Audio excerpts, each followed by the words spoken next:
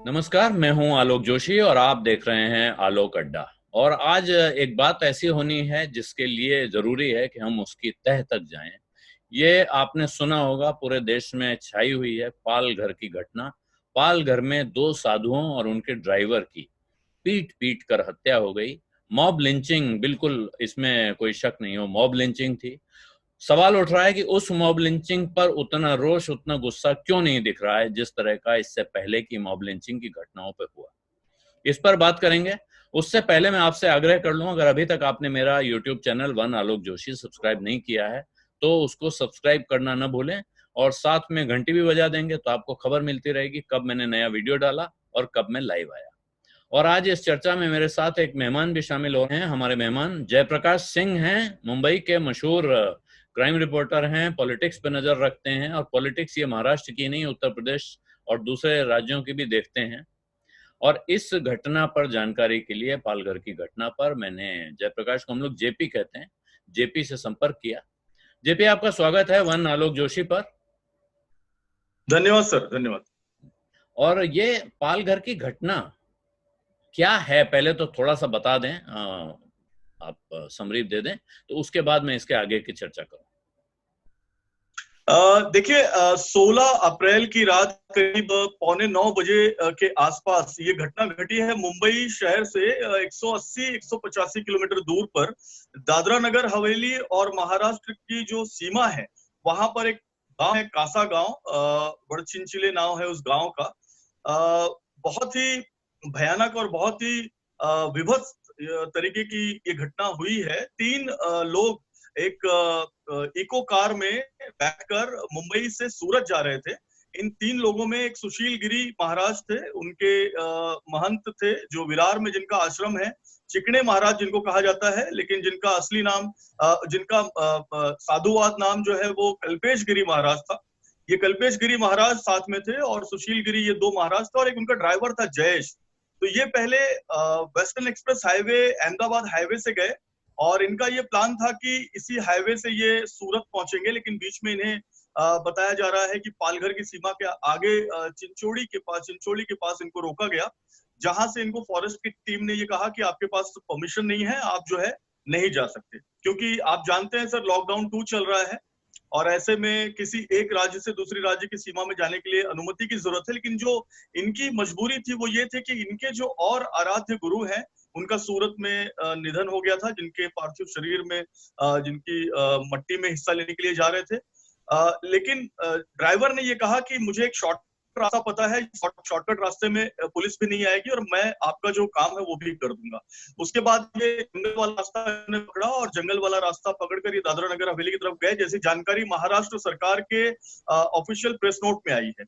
और इसके बाद ये हुआ कि करीब 9:45 बजे के आसपास इनको कासा गांव के बॉर्डर के पास रोका गया। बताया जाता है कि पहले फॉरेस्ट की टीम ने रोका, लेकिन अभी तक इसकी पुष्टि नहीं हुई है कि फॉरेस्ट की टीम ने रोका था या वहां की जो बॉर्डर पुलिस है उसने रोका था। उसके बाद इन तीनों का परिचय मांगा गया, जैसे कि इनका लॉकडाउन का अनुमति मांगा गया, इनके पास नहीं थी। और संदिग्ध अवस्था में इनको गाड़ी से नीचे उतारा गया। नीचे उतारने के बाद कुछ गांव वाले वहां पर आए, उन्होंने इनकी जानकारी लेनी चाहिए। तो ये और उसके नीचे बाद उतारने का काम गांव वालों ने नहीं किया, वो फॉरेस्ट के लोगों ने किया है। जी, जो जानकारी है नीचे उतारने का काम फॉरेस्ट के अधिकारी वहां पर जो थे उन्होंने किया, और उसके बाद ये नीचे उतारे गए। नीचे उतारने के बाद जब इनकी पड़ताल चल रही थी, पूछताछ चल रही थी, उसी बीच में कुछ गांव वाले वहां पर आए, और ये आग की तरह ये बात फैल गई कि गाड़ी से तीन लोग उतारे गए हैं और संदिग्ध अवस्था में वो हैं। मैं आपको यहाँ पर ये जोड़ दूं सर कि ये जो पूरा इलाका है ये आदिवासी बेल्ट है। पालघर, तलासरी, दादरा नगर हवेली और वहां गुजरात का बॉर्डर जो वापी का बॉर्डर है।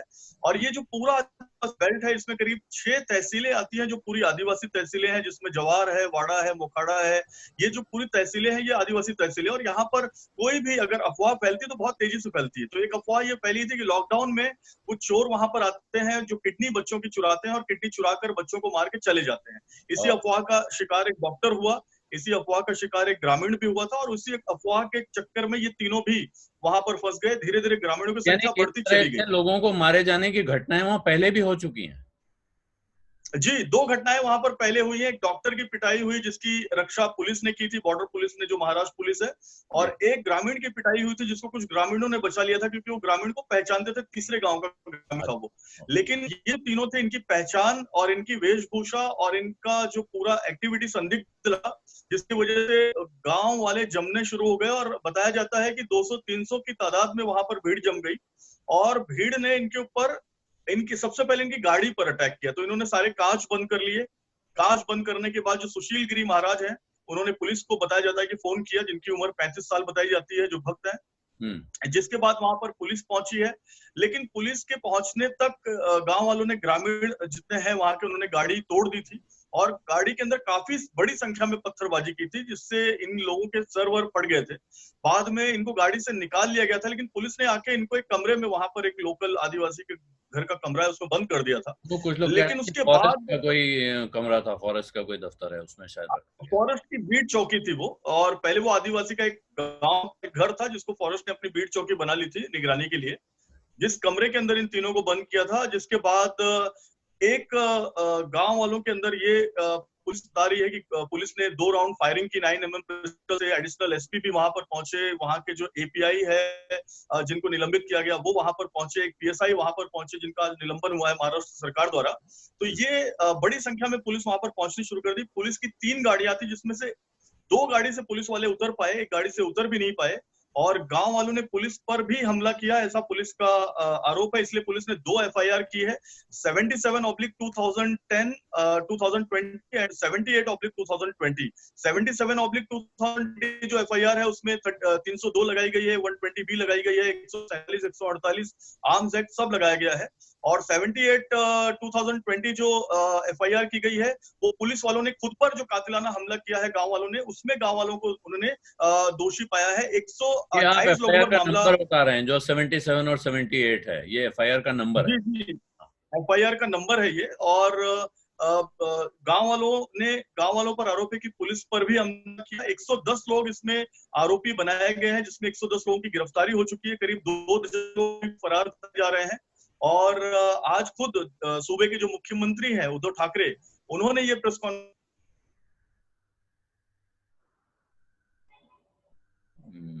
आपकी आवाज बंद हो गई है। 9 लोग जो इसमें हैं वो नाबालिग हैं, और करीब 101 लोग जो है वो बालिग हैं। अच्छा, तो इसमें 9 लोग नाबालिग हैं जो जिनके खिलाफ कार्रवाई हुई है, जो पकड़े गए हैं, उसमें 9 नाबालिग भी हैं। जी ये तो दिख रहा है, जो वीडियोस जी इसके आए जी हैं उनमें तो लगभग साफ दिख रहा है कि जो लोग इसमें शामिल हैं, जिन लोगों ने मारा है, पिटाई करते हुए दिख रहे हैं, उन सबके चेहरे दिख रहे हैं। कोई उसमें बच के भागने निकलने का तो कोई संभावना है नहीं।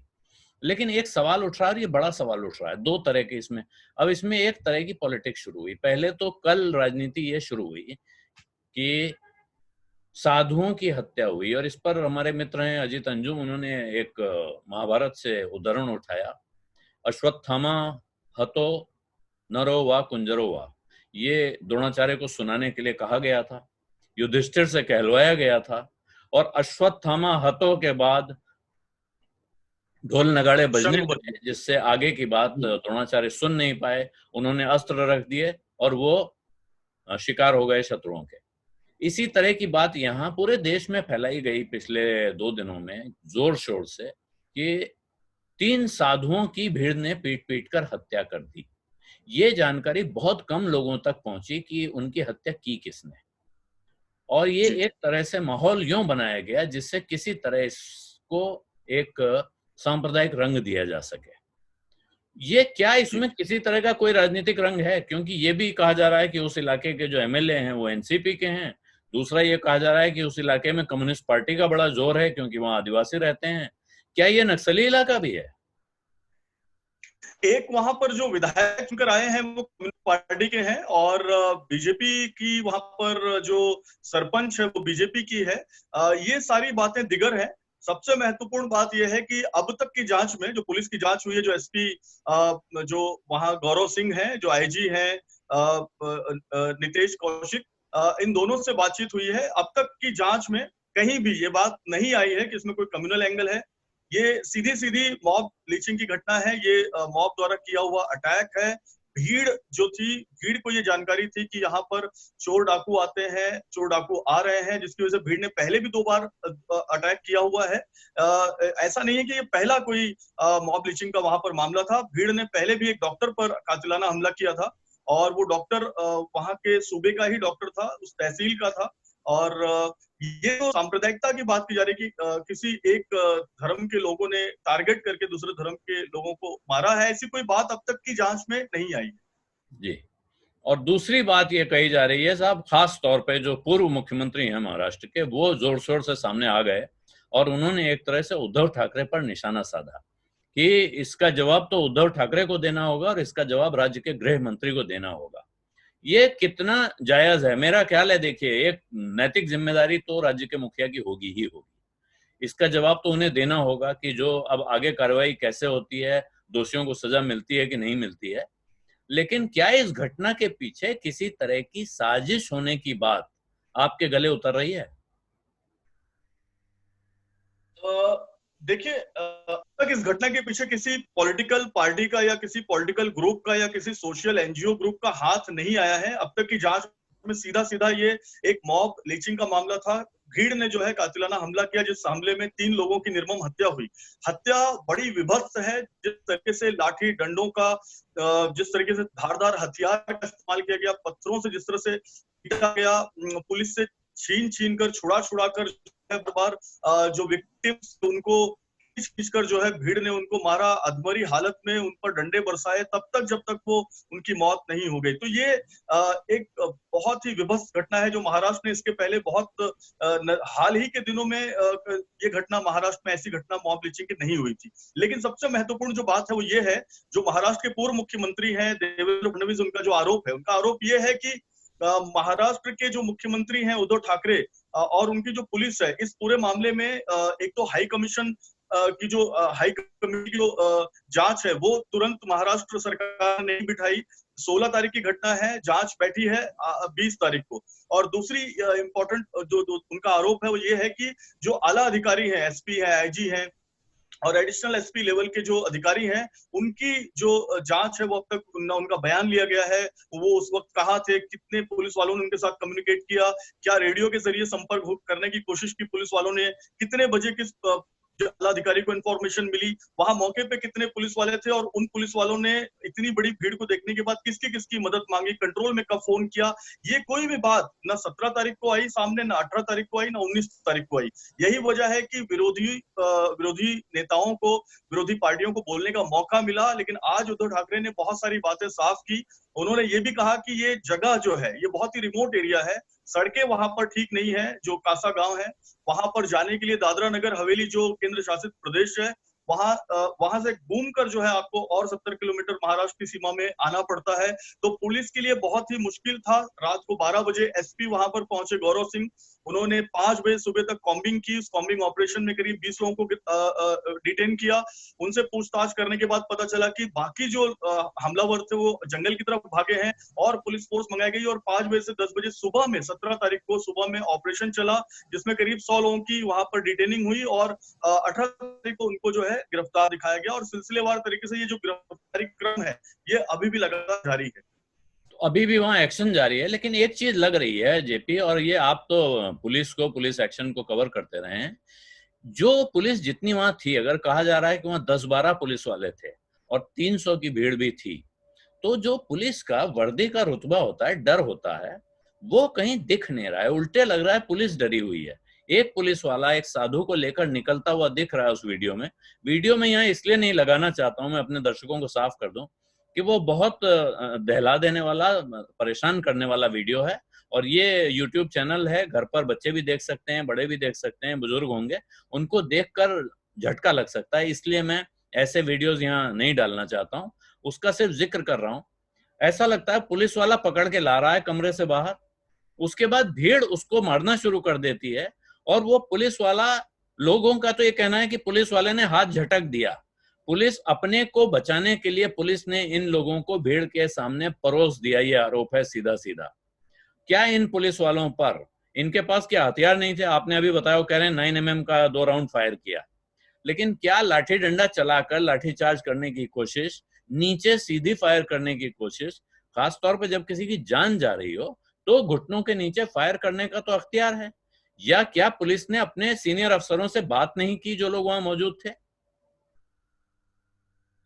यही सारे आरोप लगातार विरोधी पार्टियां सर लगा रही हैं। विरोधी पार्टियों का यही आरोप है, जो वीडियो पूरा देश देख रहा है। उस वीडियो में साफ तौर पर 3 वीडियो ऐसे हैं जिसका मैं जिक्र करना चाहूंगा, उसकी डिटेलिंग ना बताते हुए।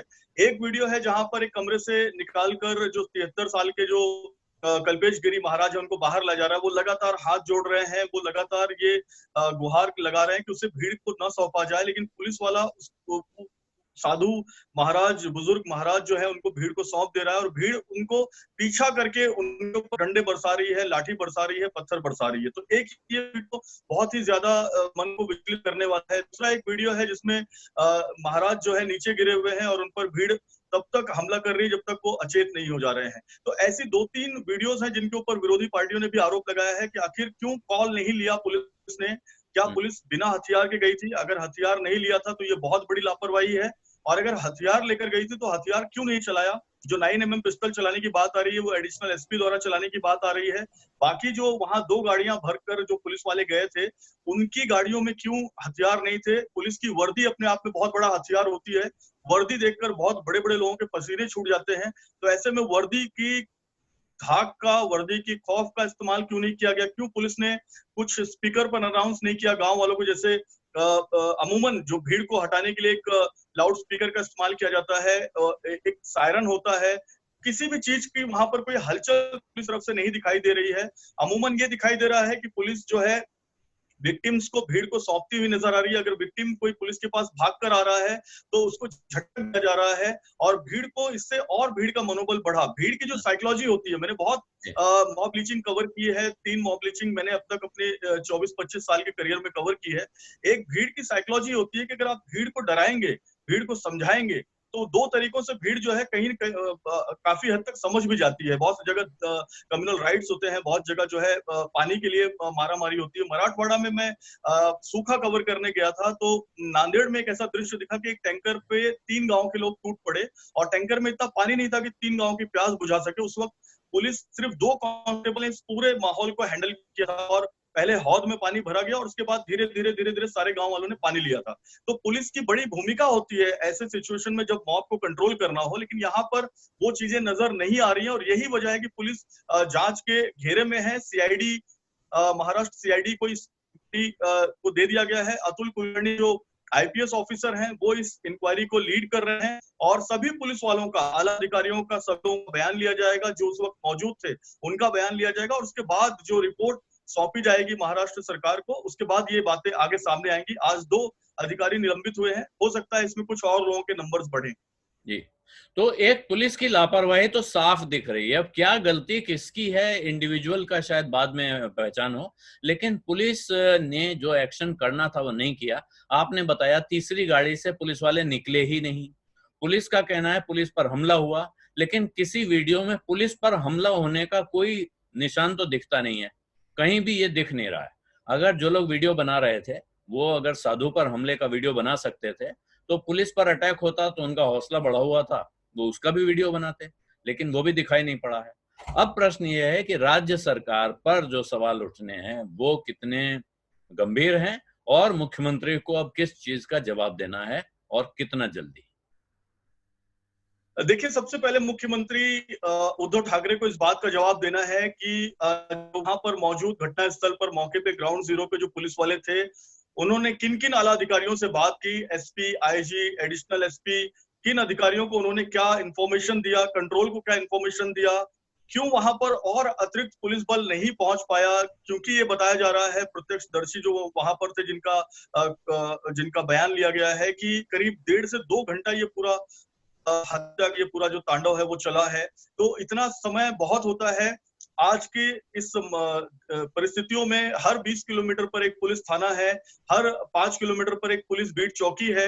कंट्रोल रूम जो है वो, उसकी जो वायरलेस गाड़ियां होती हैं, पेट्रोलिंग वैन्स होती हैं, वो हर जगह गश्त लगाते रहती हैं कानून और व्यवस्था की स्थिति को देखते हुए। और लॉकडाउन चल रहा है, कोरोना वायरस का ये पूरा माहौल है, ऐसे में और गश्ती जो है बढ़ी हुई है। तो तो अगर इन चीजों का ध्यान रखा गया होता तो ये शायद 3 बेगुनाह लोगों की जान बच सकती थी। उन्हें दादरा नगर हवेली केंद्र शासित के प्रबंधन के सुपुर्द कर दिया जा सकता था, जहां पर उन पर लॉकडाउन तोड़ने का मामला दर्ज था, जो कि चल जाता, क्योंकि इनकी जान बचाना बहुत जरूरी था। इस बारे में क्या प्रयास किया गया, क्योंकि वीडियो देखकर तो ये प्रयास कहीं भी नजर नहीं आ रहा है, तो इस बात का जवाब सरकार को देना होगा। इसमें अगर आला अधिकारी की लापरवाही है तो निश्चित तौर पर सरकार को कॉल लेना चाहिए। जी, धन्यवाद जेपी, आपने मुझे लगता है इस मसले को बहुत अच्छी तरह से साफ किया, अपना वक्त निकाला।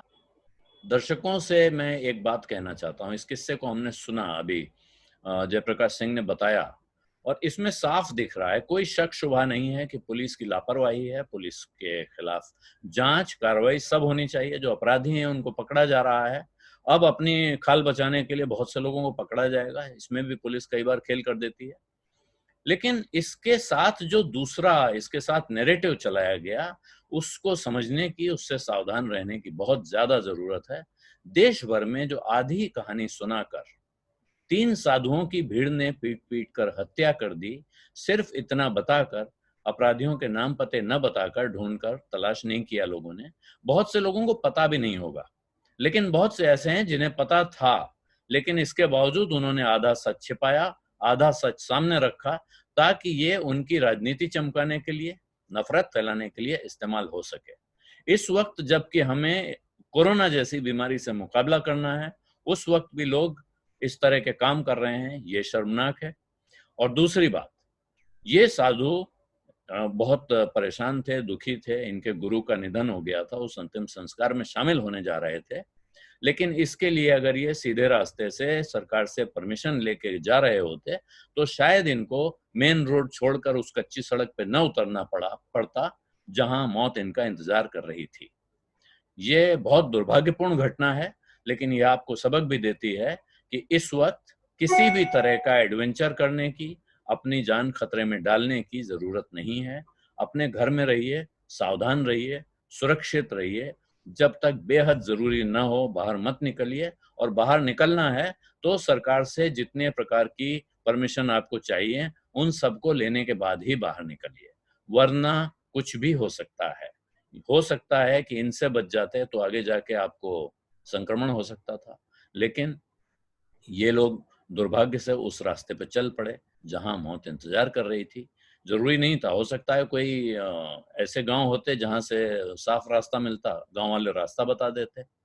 उसी वक्त वहां अफवाह फैली हुई थी कि यहाँ बच्चा चुराने वाला गिरोह आता है, खेती चुराने वाला गिरोह आता है और बच्चों की किडनी निकाल कर ले जाता है।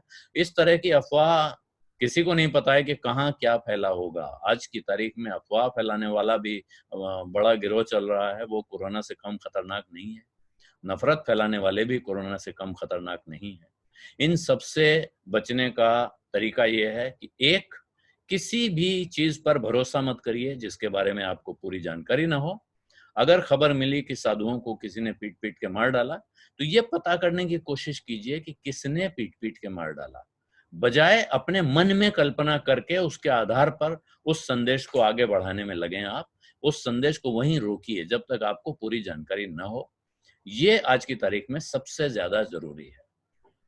इसी के साथ अब मैं इजाजत चाहता हूं। एक बार फिर आग्रह करूंगा कि अगर आपने अभी तक मेरा चैनल वन आलोक जोशी सब्सक्राइब नहीं किया है, तो सब्सक्राइब का बटन दबाएं। इस वीडियो के लिंक अपने मित्रों परिचितों के पास भेजें, शेयर करें और अपना ख्याल रखिए। घर से बाहर मत निकलिए। किसी जरूरतमंद की मदद करने का कोई भी मौका आपके पास हो तो जरूर करें। ये आज के समय में बहुत जरूरी है कि आप दूसरों की मदद करें, क्योंकि ये ऐसा संकट है जिसका मुकाबला हम सब मिलकर ही कर सकते हैं। अगर आज हम दूसरों की मदद करेंगे तो हो सकता है कल वो मदद लौटकर हमारे पास आए। धन्यवाद, नमस्कार।